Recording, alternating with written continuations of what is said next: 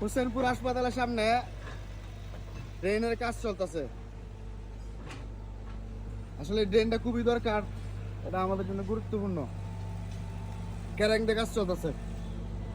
ভালো আছেন? বাহ,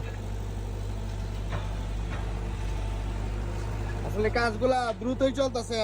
বিষয়টা হলো বৃষ্টির লাগে কাজ আটকাতে হয়, বুঝছেন?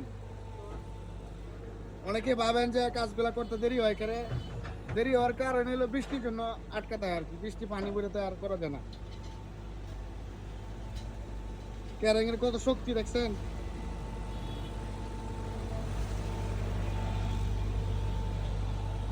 এদিক দিয়ে যাইবো ট্রেনটা ওই আর কি।